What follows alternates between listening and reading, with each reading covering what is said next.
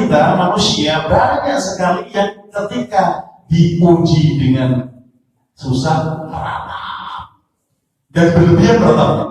Diuji susah, satu kampung bisa tahu. Kenapa? Untuk ditolong, minimal dipinjemi. Tapi di saat dikasih kesenangan, ibu-ibu terutama dapat arisan, diem aja, kenapa takut? Ternyata kita traktir kan? Tapi di saat nggak punya uang, hidup. Suamiku lagi bangkrut, suamiku lagi di PHK dan sebagainya. Pokoknya satu RT, satu komplek tahu semua di saat nggak punya uang. Tapi di saat punya, diem. Nah itu yang dikatakan innal insana khuliqa halu'a idza massahu syarru jazua wa idza massahu khairu manua illa musalli, kecuali orang Islamnya baik. Nah, orang Islamnya baik, mau dia senang, mau dia susah, bedanya tipis. Orang kalau sholatnya baik, antara senang dan susah itu cara untuk mengekspresikan itu sangat tipis. Artinya gini, bedanya tipis itu kalau senang nggak terlalu berlebihan mengungkapkannya. Tapi kalau sedih juga tidak harus meratap-ratap seperti orang-orang Cina. Sampai di garuk-garuk, sampai bajunya dirobek-robek, berdarah-darah. Harus seperti itu. Sedih ya sedih, tapi ya biasa aja. Rasulullah SAW pernah mengatakan, ajaban di ambil mu'min, sungguh menakjubkan perkara berkaitan dengan orang mukmin. Di saat dia mengalami musibah, qalu inna lillahi wa inna ilaihi raji'un, ya mengembalikan itu kepada Allah. Semuanya punya Allah dan kembali ke Allah. Al-baqa'u lillahi, yang kekal cuma Allah. Ya udah. Di saat diuji, inna lillahi kepada Allah kita kembali. Tapi di saat dia senang, alhamdulillah, kita bersyukur atau mengucapkan alhamdulillah, memuji kepada Allah. Senang dan susah tetap kembali ke Allah. Itulah orang mukmin, dan tidak diberikan itu kepada kecuali orang mukmin. Jadi seluruh perkara orang mukmin itu nggak ada jeleknya. Mau senang mau sedih pasti punya rencana. Kita aja nggak bisa menangkap. Kalau kita tahu sebenarnya di saat kita diuji itu, ujian itu nanti hikmahnya luar biasa. Semua orang nanti akan pengen diuji. Jadi di akhirat itu nanti kita akan banyak mendapatkan sesuatu yang kita tidak pernah lakukan, atau mendapatkan sesuatu yang kita mungkin nggak pernah berpikir dapat itu. Di saat Allah ditanya, ya Allah ini apa? Allah mengatakan itulah amalan atau itulah doa-doaku yang dulu kamu minta, dan karena waktu itu di dunia nggak aku berikan, sekarang aku berupakan ini. Dan semuanya nanti akan mengatakan, ya Allah kalau tahu kayak gini, aku dulu senang. Seandainya minta apa nggak dikasih kan? Di sini sungguh luar biasa yang kau berikan. Reward yang diberikan di surga itu ternyata lebih dahsyat daripada ketika di dunia. Nah, ini kadang kita lupa. Kalau kita sudah dikasih ujian, misalkan dunia itu berakhir. Kalah, jangan seperti itu sama kayak yang kita tadi bicara tentang materi. Kalah sobat al-mun, janganlah kita berlebihan ketika kita tahu mencari dunia. Bagian mungkin masih diberikan kesusahan dalam mencari dunia. Ingat, ada kata kunci. Tadi tahu sholat, tapi sholat gak diresapi. Bagaimana sholat itu yang benar. Padahal ketika kita bicara dunia pun nyambung. Kunci rezeki dengan sholat itu nyambung. Kita aja nggak sadar. Ayo sholat, masalah. Kenapa? Orang Cina aja nggak sholat, rezekinya parah. Orang kafir aja nggak sholat malah kaya. Terus, ya saya nggak usah sholat. Kenapa? Protes ke Allah. Sholat dari malam sampai dari kecil saya sholat, saya nggak kaya. Dari kecil saya sholat, saya nggak senang-senang. Kita lupa. Rasulullah mengatakan, Inna Allah yu'ti dunya ila ma yuhibbu wa la yuhibbu wa la yu'ti iman ila ma yuhibbu. Kalau urusan dunia, Allah itu mau kepada orang yang disenangi ataupun yang tidak, mau kepada orang yang muslim ataupun yang di luar muslim, semuanya dikasih. Logika dunia itu gini, asalkan siapa yang mau kerja keras, dia dapat.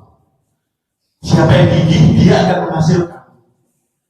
Nah, itu urusan dunia. Walakin la yu'til imana illa ma yuhibbu. Allah tidak memberikan yang namanya hidayah, petunjuk iman kecuali kepada orang yang dicintai. Ini yang kita kadang lupa. Bisa diajak dibicara sholat yang nggak mau padahal kita lupa. Kalau urusan dunia Allah kasih ke siapapun asal dia dikasih. Dan kata kunci dalam Al-Quran disebutkan wa berahal kebisola disebutkan alaiha la nas'aluka rizqan nahnu narzuquka. Urusan rezeki gampang. Kalian gak usah lokohan kaki jadi kepala kepala jadi kaki. Ajaklah keluargamu sholat dan sholatnya yang benar. Jangan tadi seperti saya katakan ketika ada putus sholat dan seterusnya tambah dengan sholat yang panjang, doa-doanya panjang, zikirnya mungkin juga sampai di tempat lain ada misalnya pengen ini baca sholawat 440 kali dan seterusnya. Selesai dapat buru-buru misalnya berdoa atau berselawat. Nah contoh ini urusan dunia itu gampang. Gak usah kita itu kaki jadi kepala jadi kaki karena harus juga rezekimu sudah apa tuh? Kata kunci apa? Asalkan sifatnya benar. Wa qur'anaka bisolati wastabir 'alaiha. Ajak keluargamu sholat dan sholatnya yang benar. Kalau sholatnya benar pasti rezeki juga akan dimudahkan. Nah ini, kadang kita hanya sholat dan memang ibadahnya hanya sekedar rutinitas, nggak ada asar, nggak ada bekas yang menjadikan kita nanti terpengaruh dari ibadah kita. Contoh kalau sholat tadi dia selain Allah nggak ada yang besar, selain Allah itu kecil. Maka di saat saya menyebutkan hadis tadi adalah dari hadis bahwa syarafal mukmin, kemuliaan orang mukmin itu salah satunya adalah istilna'u anin nas. Ketika dia tidak butuh orang lain, tidak butuh bantuan orang lain, dia butuhkan cuma Allah. Jadi kata kaya dalam konteks Islam itu bukan kita punya berapa rumah, berapa deposito, berapa tanah yang kita miliki, berapa kendaraan yang kita miliki, tapi kata kaya di saat kita tidak membutuhkan siapa. Jelas ya? Luar biasa banget. Di antara kita ini mungkin sebagian yang secara materi kaya itu belum tentunya kaya. Karena apa? Dia masih ketakutan. Misalnya sekarang, ayo buru-buru aja cepat nanti. Jangan-jangan kita telat kantor, nanti pimpinan kita begini. Kita nanti pecat dan sebagainya. Berarti dia takut dengan pimpinan, berarti belum kaya. Aduh, nanti kita ke pasar, jangan-jangan ke pasar telat nanti. Padahal ini waktunya rame itu berarti dia takut. Kalau usahanya nanti tidak sejarah kan karena telat misalnya. Bisa diajak ngaji bilang khawatir lagi rame-rame. Nah dia berarti di situ tidak butuh Allah atau dia tidak merasa kehadiran Allah. Bisa kita bilang kaya bahwa kaya itu ketika kita tidak membutuhkan yang lain selain Allah. Maka Rasulullah pernah menegaskan ukuran orang mukmin itu kaya itu bukan bisa dia punya apa tapi wardo bima bersama Allah aku benar. Ketika kita bisa rela, ketika kita bisa ridho, ketika kita bisa menerima apapun yang diberikan Allah, itu orang yang paling kaya dalam Islam. Orang yang paling kaya adalah di saat bisa menerima apapun yang diberikan oleh Allah. Yang dibalik ya, kalau kita tidak bisa membedakan antara ridho dan ikhlas. Udahlah, aku dikasih berapa aja ikhlas, dikasih kok ikhlas. Dikasih itu ridho, yang kasih bilang ikhlas. Apa sih lah? Misalnya dia datang, aku hutang uang, aku hutangnya 1 juta. Kalau 1 juta gak ada, ya kasih aja ikhlas 100.000. Daripada hutang, kamu gak bisa bayar, akan menjadikan kamu nanti belenggu di akhirat. Ini aku kasih 100.000 ikhlas. Bukan dibalik ini, aku hutangnya aja lah 1 juta juga ikhlas. Sama itu pemahaman. Kalau kita dikasih, bahasanya itu yang kasih itu ikhlas. Maka di saat kita sebagai orang mukmin, di saat kita bisa ridho apapun yang diberikan oleh Allah, itulah tanda orang yang paling kaya. Karena kita tidak butuh yang lain selain Allah, tidak ada khawatir selain Allah. Nah di saat itulah kembali saya katakan di awal tadi, muraqabah mulai muncul dalam kehidupan kita, bahwa kita sudah bisa merasakan kehadiran Allah dalam kehidupan kita. Bisa kehadiran Allah dalam kehidupan kita yang bisa kita rasakan, itu nanti akan jadi tetap. Nah, kembali ke topik semula tadi ketika kita bicara bagaimana sih cerdas bicara tentang sesuatu. Di samping kita bisa prioritas dalam kehidupan kita tentang mana yang baik dari mana yang kita lakukan dan mana yang tidak, kita harus benar-benar bisa memilih ibadah yang cari jalan tol juga. Misalnya, karena kita tadi ngomong sholat aja kan, ya kita contohnya di sholat aja yang gampang. Kita tahu bahwa sholat asar Atau dalam Islam, kalender Islam perubahannya itu di waktu asar. Begitu juga kalau kita bicara sip-sipan malaikat penjaga itu juga waktu asar. Kita bisa sholat asar berarti sehari kita dihitung sholat berjamaah kalau sholat asarnya berjalan di masjid. Kemudian kita bisa sholat subuh di masjid. Ketika kita bisa sholat subuh di masjid berjamaah berarti sehari semalam kita kategori sholat berjamaah. Itu enaknya di Islam itu seperti itu. Tidak semua, walaupun kita sholat 5 waktu harus tahu, tidak semua itu walaupun tidak bisa asar dan subuh bisa. Berarti sehari semalam kita kategori sebagai orang yang sholat itu berjamaah. Ini contoh. Jadi akias orang cerdas itu harus bisa memilah seperti itu. Kita nggak bisa puasa, perempuan biasanya.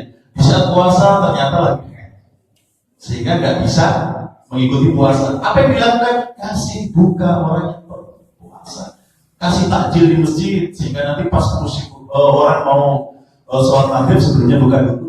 Setiap makanan yang dimakan oleh orang yang puasa pahalanya sama tanpa dikurangi sedikit pun dengan yang memberi takjil atau memberi orang yang berbuka.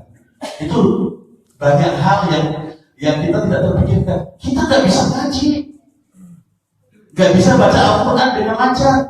Beli Al-Quran di sini, taruh masjid. Anak-anak kecil pada ngaji. Di saat dia ngaji pertama minta tak satu pahala, dia dikasih, kita pun dapat satu pahala. Di saat nanti dia lancar sampai kapanpun ketika Al-Quran itu dibaca sama orang, dia akan mendapatkan pahala yang sama dengan yang baca. Ini yang dinamakan cara cerdas untuk mengisi umur kita. Karena apa? Kebaikan yang kita bukakan, yasfa syafa'atan hasanatan yakul lahu khairum minha wa yasfa syafa'atan sayyi'atan yakul syarrun minha. Kebaikan yang kita tanam, kita membukakan kebaikan ke orang, ajar ngaji yang paling sederhana. Di saat dia nanti diajarkan ke orang lain, pahalanya akan terus mengalir walaupun kita sudah meninggal. Diajarkan ke orang lagi, terus ngalir terus. Itu namanya yasfa syafa'atan hasanatan. Membuka kebaikan yang kita buka ke orang lain. Ketika ada masjid dibangun, kita umat Islam itu. Kebetulan saya dari Jawa Timur ya. Saya dari Jawa Timur, saya asli dari Kediri. Di saat ketika kita Lebaran pulang, mau orang Islam itu. Entah itu di Cirebon, entah di Dermayu itu bawa sel yang untuk ambil ikan namanya apa? Nah itulah. Kita jadi macet gara-gara umat Islam itu minta-minta di jalan untuk bikin masjid. Di situ kelihatan sekali bahwa pemahaman tentang kepemilikan itu gak kita pahami. Kalau orang tahu bahwa di saat semua nanti akan menjadikan, akan ada hisabnya, sekecil apapun tadi ada hisabnya kebaikan. Ada panitia bangun masjid, seharusnya langsung datang ke panitia. Pak, saya punyanya karpet. Mudah-mudahan dengan orang sholat pakai karpet ini pahalanya sama dengan saya pendapat pahala yang sama dengan orang sholat. Seharusnya seperti itu. Gak ketika misalnya didatangi panitianya, mak panitia yang datang itu pun nanti aja kalau yang lain sudah, saya nanti ngasih. Kenapa? Fungsi kepemilikannya sangat tinggi. Gak berpikir bahwa nanti kalau dia punya itu misalnya punya uang 1 juta. Di saat dia punya uang 1 juta akan ditanya, kamu peroleh dari mana? Kamu tak salurkan kemana? Itu terus. Mungkin pernah ya dengar kaitan dengan cerita mengadakan sayembara, siapa yang nanti bisa menemani dia di kuburan akan mendapatkan separuh kekayaannya. Sayembara orang nggak ada yang ikut, mau ngikut menemani di kuburan nggak gitu. Tapi ada satu orang tukang kapak yang di situ mau. Saya mau ikut sayembara itu karena dia berpikir bahwa banyak ya ini kerajaan atau ini harta benda yang luar biasa, kalau dia dapat separuhnya kayak apa gitu. Hari pertama ketika dia di kuburan, kemudian dia tahu ketika ditanya itu kapak kamu dapat dari mana? Pertanyaan tentang kapak itu hampir 40 hari gak selesai. Kan dia tukang kayu kan? Terus kayu yang kamu kapak itu punya siapa? Kan dia ditanya, kamu siapa? Tukang kapak. Ini belum bicara tentang yang lain, baru pertanyaan tentang kayunya, kapaknya, diambil dari uangnya uang halal atau tidak, terus yang diambil kayunya itu kayu memang ada pemiliknya atau enggak, dan seterusnya. Itu hampir 40 hari sudah selesai. Makanya akhirnya yang sayembaranya itu 40 hari bisa menemani yang meninggal akan diberi separuh dari hartanya, sebelum 40 hari dia harus balik. Kenapa? Ini urusan kapak dan kayu aja hampir 40 hari sudah selesai. Kebayang kalau harta bendanya nanti dia dapatkan. Nah, seharusnya kita berpikir seperti itu. Kalau kita punya harta benda, pasti nanti hisabnya itu ada. Di saat kita hisabnya ada, maka sebelum dihisab, tasawufkan, wakafkan ke masjid misalnya, berikan ke anak yatim piatu misalnya. Kalaupun enggak, misalnya kita punya panti, sekarang udah nggak musim lagi sebenarnya kita taruh di panti. Yang ada dia sama orang tuanya, tapi kita yang biayai. Jadi dia kasih sayangnya dengan orang tuanya masih tetap, dia nggak minder dengan yang lain, tapi dia bisa sekolah, dia bisa punya baju yang sama dengan temannya, punya buku, punya apapun yang sepatu dan sebagainya yang temannya itu pakai, dia pakai juga. Tapi kalau kita misalnya bikin panti asuhan, misalnya, alhamdulillah, tidak semuanya, tapi rata-rata yang makmur itu panitianya. Sama kayak sebenarnya saya masjid juga gitu. Dulu takmir ya, sekarang DKM. Sebenarnya saya lebih senang bahasa takmir. Kalau takmir itu artinya memakmurkan, meramaikan. Tapi kalau DKM kan dewan kesejahteraan ya. Apa? Yang sejahtera dewannya gitu kan. Masjidnya enggak, masjidnya sepi. Kenapa? Kalau takmir jelas meramaikan. Nah itu contoh kata takmir, umroh, satu azan itu meramaikan. Kalau umroh itu meramaikan syiar Allah di sana, kalau masjid di sini konteksnya meramaikan masjid. Nah kembali, di saat kita bicara cerdas, kita harus bisa menilai seperti itu. Bagaimana waktu singkat, misalnya puasa, kita konteksnya bicara puasa ibu-ibu yang nggak bisa puasa nasi, makan orang puasa. Kemudian kita tahu yang namanya berbuat dari Tuhan. Ketika di Lailatul Qadar itu dikasih kebaikan 1000 bulan itu kan kita 80 sekian tahun, 85 atau 86 tahun. Artinya apa? Sekali kita dapat berarti umur kita dicas akan beribadah selama 85 tahun. Nah, bagaimana kita cerdas dalam menghadapi ibadah, dalam menghadapi hidup kita pengen hidup kita di dalam ibadah, kejar itu. Nah, ketika ngejar ya jangan hanya 10 hari terakhir. 10 hari terakhir ke masjid, itikaf. Itu hanya ibadah yang rutin, itu hanya ibadah yang sifatnya simbol. Kalau mau ngejar berarti sebenarnya dari awal sudah kita bisa dapatkan. Kok bisa Ustaz? Bukannya ketika kita baca di kitab-kitab itu bahwa Lailatul Qadar misalnya itu di 10 hari terakhir, iya. Tapi tidakkah ketika kita baca, kita bandingkan dengan hadis lain ketika Rasulullah ditanya, ya Rasulullah, bagaimana ciri-ciri Lailatul Qadar? Rasulullah menjawab, kemarin kita sudah mendapatkan. Kemarin lagi hujan. Iya, kemarin lagi hujan waktu sholat asar, kita sholat, di saat sholat Rasulullah kepalanya kemudian sujud. Jadi jangan dibayangkan masjid zaman dulu, masjid Madinah itu nggak seperti sekarang atau nggak seperti ini, masih dalam bentuk telapak formal. Jadi ketika hujan pasti akan bocor. Di saat bocor itu Rasulullah sholat dan kepalanya kena tanah, Rasulullah mengatakan, di saat kemudian dahinya kena air, kita mendapatkan. Maksudnya apa?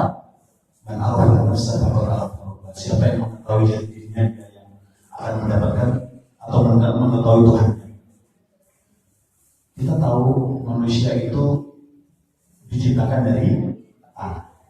Di saat kita sadar bahwa kita dari tanah, aku itu berarti manusia, aku itu berarti hamba, aku bukan pencipta. Aku itu hamba, berarti aku nggak ada apa-apanya. Manusia diciptakan memang indafik yang tujuh baik surga dari air mani yang menjijikan. Air mani menjijikan kok menjadikan kita sombong.